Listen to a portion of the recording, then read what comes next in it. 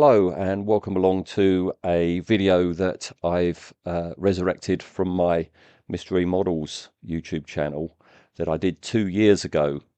2 years ago I went down onto Romney Marsh and I did the following video, and I've brought it back for this channel because you know, a lot of folklore is based on a far away, far off historical event, which over time, you know, the facts, the dates, everything becomes hazy and it turns into folklore or myth or legend or tradition. And I've included it here because what we've got coming up is you know, historical events, the very prolific and profitable smuggling operations that were happening in Kent a few hundred years ago, which in 1915 Russell Thorndike turned into a series of very popular novels, which then begat a Hammer film version, a Disney version, and they begat a tradition down on Romney Marsh in the actual locations in the books and in the film adaptations, by people enacting Dr. Sin. And for a very brief time it looked like, you know, we were getting a brand new folklore tradition from something from the 20th century. Alas, as you'll see in the video, it's halted. 2 years on, it hasn't come back, but hopefully one day it will. So here we go. This is me 2 years ago down on Romney Marsh. Well, it's 1 week until Halloween, and I thought I would do another one of my little ramble videos. And today I'm going to go somewhere which not many people know about. It's in plain view, but yeah, nobody really knows the horror, if you like, background to it. And it's about 10 miles away from here. So I'm in my car, just about to get off. And I've put on a bit of dark folk music to get into it because, yeah, I mean, you could consider this a bit of folk horror, the place I'm going to go to. So, yeah, I'm on my way, and part two when I get there. Right, it's about 15 minutes later and I'm in a place in Kent called Romney Marsh, and traditionally this was all marshland around here, was all marshland, all marsh and bogs and swamps.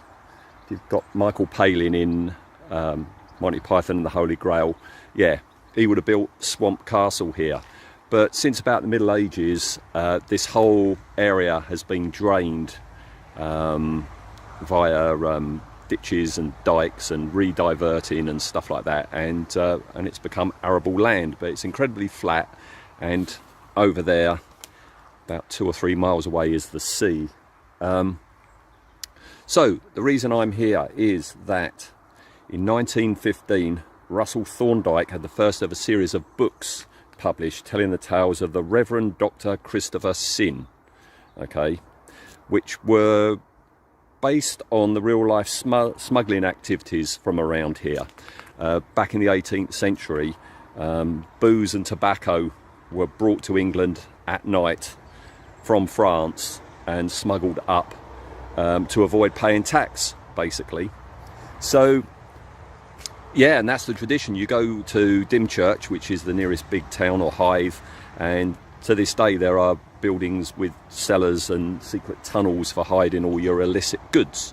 All right, so yeah, anyway, Russell's books, at that time in history, in the 18th century, there were a whole lot of gangs, often supported by corrupt government and army official bods and stuff like that, and you had tons of gangs, smuggling gangs. And in the novels, this Dr. Sin was the vicar of Dymchurch, which, as I say, which is the nearest town to around here. Well, in the first book, his wife elopes with his best friend and goes off to America. He pursues, and en route to America, he's caught by a pirate ship. and fights and kills its captain, Captain Satan, and takes control of the ship and assumes the name Captain Clegg. That might start ringing a bell for some of you. Returning to England and to here, he takes up the role of the vicar again at Dymchurch, but he already knows about the smugglers, but he learns of the smugglers taking some of his parishioners captive. So he goes off to rescue them, and on the way to rescue them, he stops by a scarecrow, dons the scarecrow's clothing, and goes off and rescues them. After that, realising that he could only protect his flock by becoming the leader of the smugglers, he created a more elaborate scarecrow outfit covered in luminous paint and became the Scarecrow. He also outfitted his fellow smugglers and their horses, and the idea was they would be out at night and everybody would think that they're the phantoms of the marshes, these ghostly, spectral creatures riding horses. And they developed the name the Night Riders or the Devil Riders. So that's the books, 1915, and they were very popular. Now, the reason I'm here talking about all this is that up there, right, that's my car, that's St Clement's Church of Old Romney, you can see there. Now, this area is called Old Romney. There is now New Romney, but this is the old part of this area. It's called Old Romney. There's not much here anymore. I think there's 250 people live here. Everything's gone now. The shop's gone, the school's gone. All that's left is the Rose and Crown, the local pub. But this is the actual church where Dr. Sin preached and at night would go off and be Captain Clegg. Now, there were 3 film versions. There was one in 1937 called Dr. Sin with George Arliss as Dr. Sin. And then, yeah, Captain Clegg, the Hammer film from 1962, starring Peter Cushing. Now, Hammer wanted to call it Dr. Sin, but they couldn't because the Walt Disney Company had recently acquired the rights to the book because they wanted to make their own version. So what they had to do was rename it. They renamed it Captain Clegg, and Dr. Sin became Parson Bliss. All right. So yeah, pretty good Hammer film from 1962. Wasn't filmed here. That was filmed in Denham, which I guess was nearer to Bray Studios for Hammer. But Walt Disney did come here, and they did a TV version a year later in 1963 and it was called The Scarecrow of Romney Marsh, and it was for their Walt Disney's Wonderful World of Colour TV series, which got a UK cinema release of Dr. Sin alias The Scarecrow.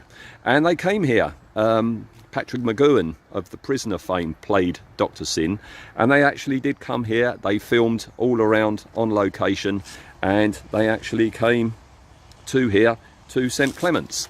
Now, the reason I'm here is because I'm going to go in a minute because, yeah, well, I'll let you know once I'm inside. So here we are inside the rather cute little church. This is the church that they used in the film, and yeah, you can just about see there. When the Disney company came here in 1963, they painted the interior pink. The walls are pink, the wooden panelling, everything is pink. And it has stayed pink since that day, since 1963. This is still the original pink that the Walt Disney Company painted it.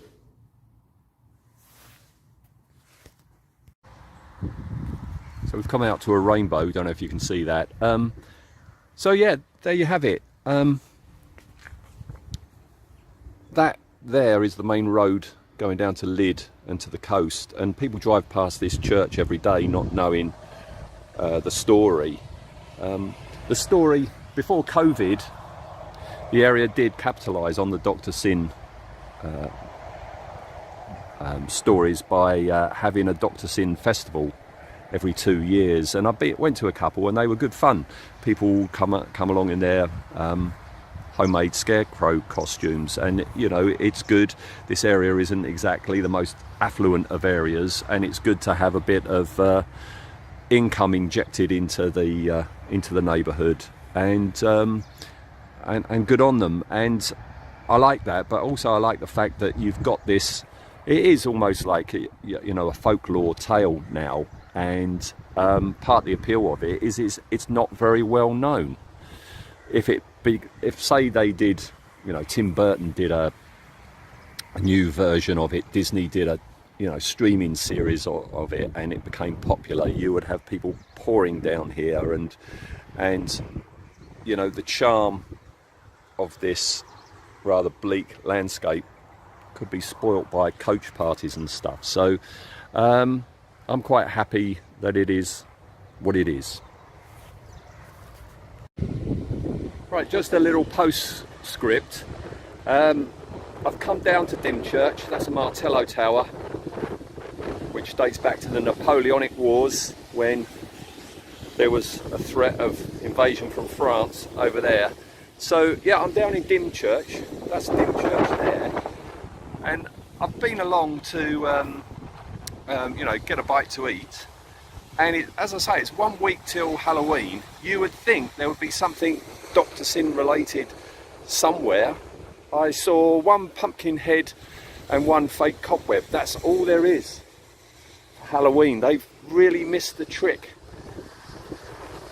the council round here. Oh dear. All right, okay, well, thanks for enduring my little ramble, and I'll be back with modelling soon.